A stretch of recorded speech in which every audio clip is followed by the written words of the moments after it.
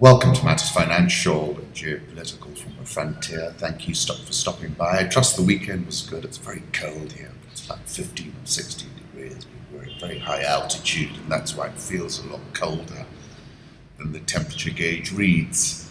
I love this image. I think it's from the real Banksy, and it shows two people sitting back to back, but within their bodies are two little children trying to connect. That was very powerful. Macro thoughts: Turkey's Lira plunged in the biggest fall since the financial crisis in 2008. That was on Friday, and subsequently has rebounded some this morning after the failed coup attempt. I'll show you both the plunge on Friday and then the rebound. And we'll come to that because my weekend article was about Turkey. Home thoughts: social South Africa. We all have the ability and responsibility to change the world for the better. Happy birthday, Madiba. Today's Mandela Day. Going back to my favorite quotes, there is no passion to be found playing small in settling for a life that is less than the one you are capable of living. And then I am fundamentally an optimist. Whether that comes from nature or nurture, I cannot say. Part of being optimistic is keeping one's head pointed toward the sun, one's feet moving forward. There are many dark moments when my faith in humanity was sorely tested, but I would not and could not give myself up to despair. That way lies defeat and death. There's a very interesting piece in French, I'm afraid, National Geographic France, Les Oubliés du Lac Turkana, the forgotten of Lake Turkana. Lovely photographs as well. That took me to this photograph by David Yarrow. That day on Barter Island, we were heavily outnumbered, and don't they look enormous, those polar bears? And he's got the angle, hasn't he? Lenin: there are decades where nothing happens, and there are weeks where decades happen. And let me leave you with Chinua Achebe: if you don't like someone's story, write your own.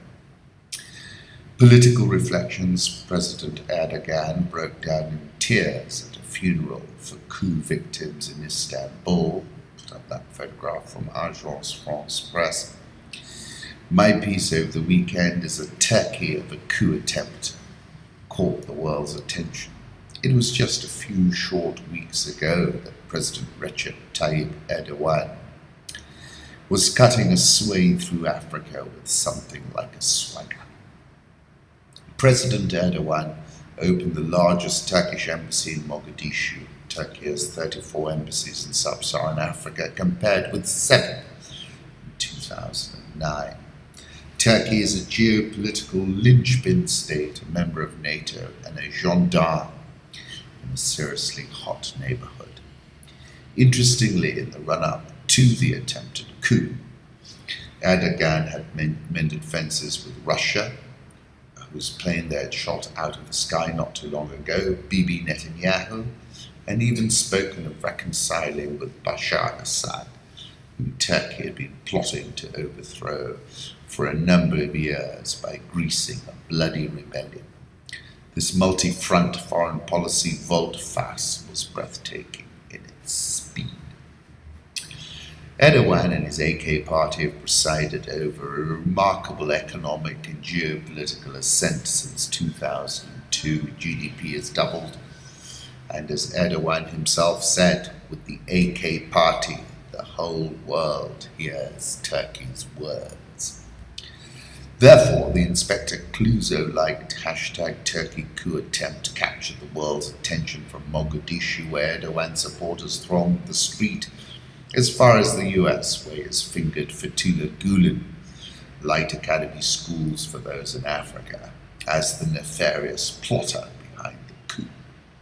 In my view, the purge will be a lot more lethal and surgical than the coup attempt. You will recall Paul Virilio's words about the street. The revolutionary contingent attains its ideal form, not in the place of production, but in the street, where for a moment it stops being a cog in the technical machine, and itself becomes a motor, a machine of attack, in other words, a producer of speed. President Erdogan understood the need to own the street. He tweeted, "The president and the government are on duty. Let us not leave the streets," and quoted what seems to be his favorite poem by Zia Gokal. "The mosques are our barracks, the domes are helmets, the minarets are bayonets, and the faithful are soldiers." The Turkish lira fell by the most since 2008, and you will recall that the financial markets fell apart that year. Tourism has tanked, and it's not difficult to see why, fostering the rebellion in Syria, stamping down on the Kurdish insurgency, have drained the economy. The AK party's popularity was always built on a rising tide of prosperity. That tide is ebbing. The purge will be brutal and McCarthyan, but the emperor, or is it the sultan, might find out he has no clothes, and those who gave him a free pass whilst the economy was growing and in an upturn might not be so keen to give him a free pass as things enter a downturn. Turkey's bungled putsch, a strangely 20th century coup. When a self-styled military peace council tried to topple Turkish President Erdogan and his increasingly authoritarian government on Friday night, the rebel generals and colonels seemed to be fighting the last war. This coup was obviously planned quite well, but using a playbook from the 1970s, said Gareth Jenkins. It was more like Chile in 1973 or Ankara in 1980 than a modern Western state in 2016. They failed to capture any of the ruling AK party leaders or to shut down private television, mobile phone signals, or social media networks, enabling Erdogan and his aides swiftly to call supporters into the streets to resist the coup.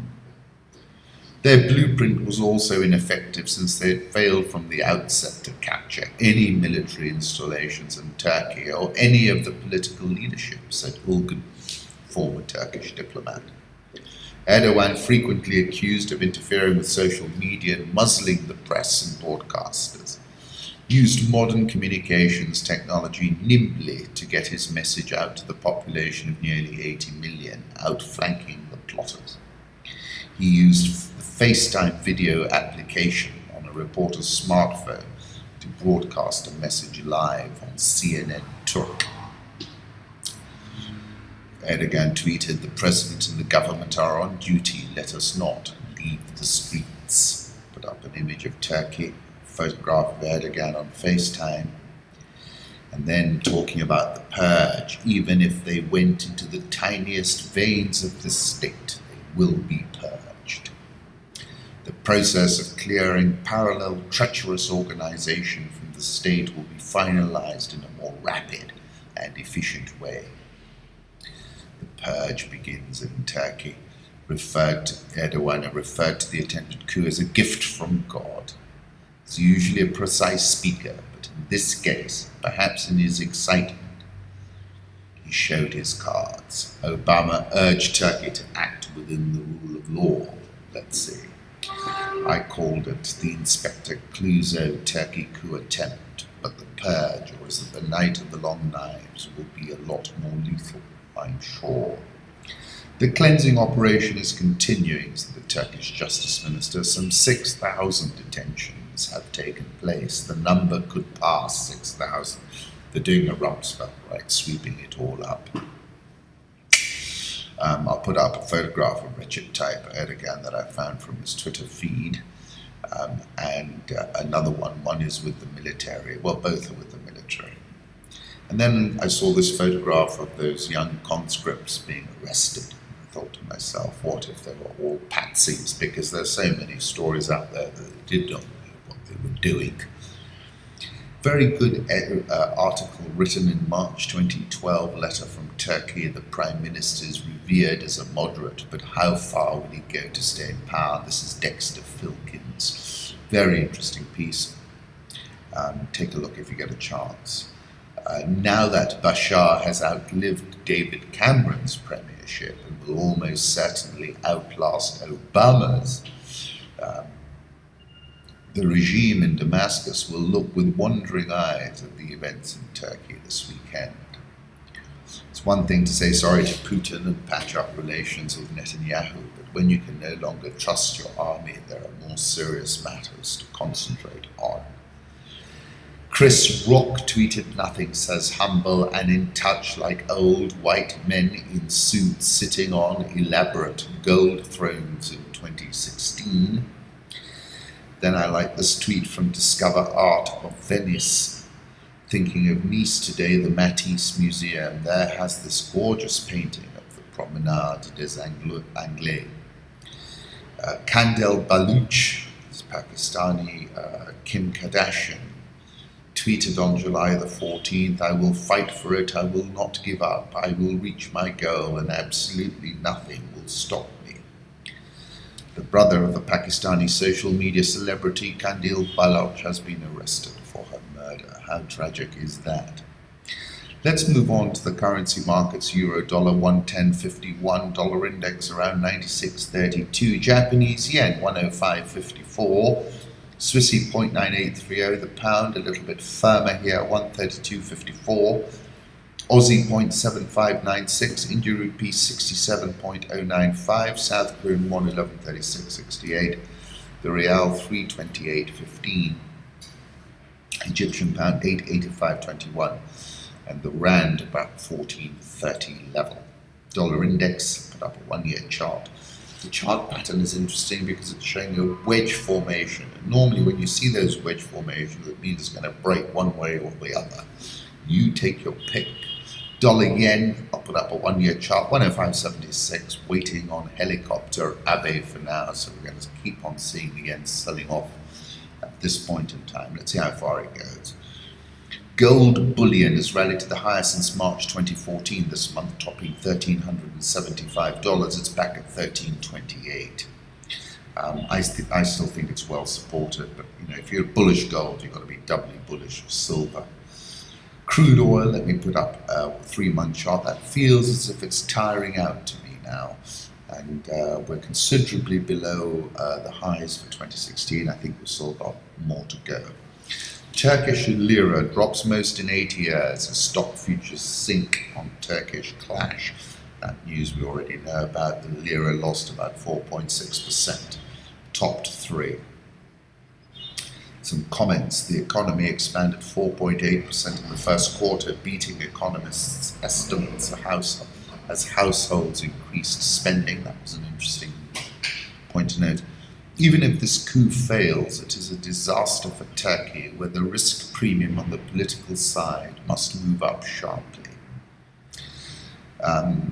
This is a fellow called Mostak, wrote in a note to clients, a successful coup would not be much better for vital foreign investor interests, as the AKP has significant ground support from hundreds of thousands of vehement supporters. Turkey has a large external borrowing requirement and is coming off the back of a hefty credit boom. Against this backdrop, a prolonged period of political instability would trigger a serious downturn in the economy. Foreign inflows into Turkey, this is a tweet from Bloomberg Markets, gives you an idea that they are dependent on it. And look at the volatility of Turkish GDP. I found this in Bloomberg View. A worker prepares to move bags containing bodies of people killed in the recent fighting in Juba, South Sudan. That's Reuters Africa. What a tragedy. 27th AU Summit in Kigali, Rwanda. This is a photograph of all the heads of state, and then another photograph of President Kagame and President Idris Deby receiving their AU passports. Karen Allen of the BBC says, after 16 years, South Africa has made huge strides in rolling out treatment. But every 5th person in the world living with HIV is in South Africa. South African all shares up 4.72% this year.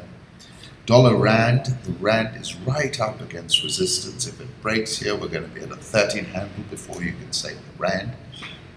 But I expect it to be repelled again at this level, which is around the 1420 area. Egyptian EGX 30 is up 8.47% this year. Nigerian all shares up 0.57% this year. Ghana Stock Exchange Composite Index is down 10.72% this year. Very interesting essay, that the hybrid war in practice towards the destabilization of Southern Africa. It's a fellow called Andrew Koribiko. Each of the three forces described above have their own specific uses in the US destabilization template against Zimbabwe, but on their own they're insufficient to produce the desired result.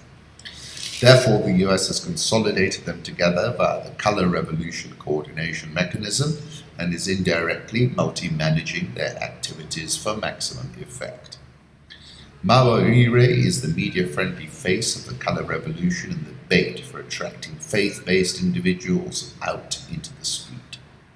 His predictable arrest means that he'll become a global democracy icon in the coming weeks and be exploited by hostile Western governments as part of their information warfare operations against Mugabe.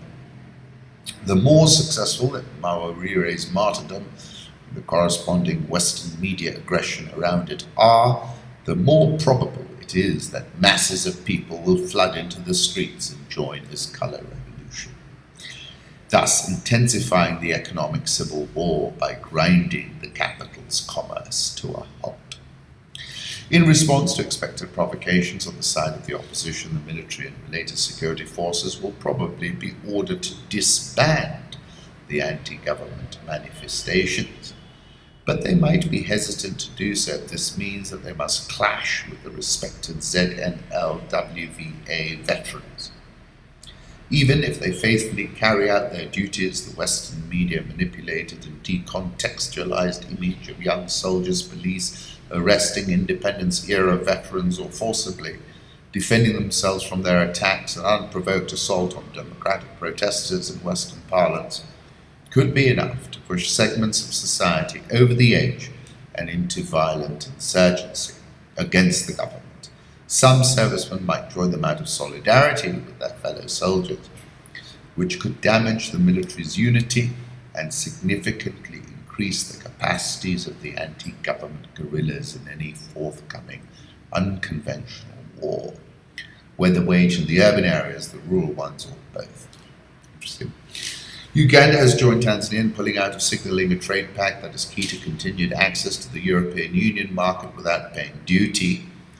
But Kenya is saying they may ink an EU trade deal alone as Brexit spooks in neighbours.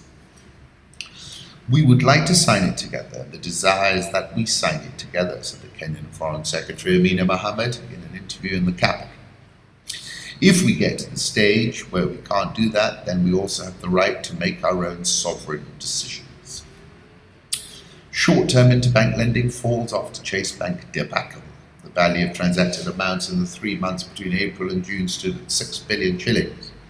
The market player declined to be quoted as saying he was not authorized to release the information. The amount was a sharp drop compared to the period before Chase Bank's closure. So what's happened is the tier 1 bank's not lending to anyone else. That means the interbank market has largely come to a standstill. The repo market has picked up some speed.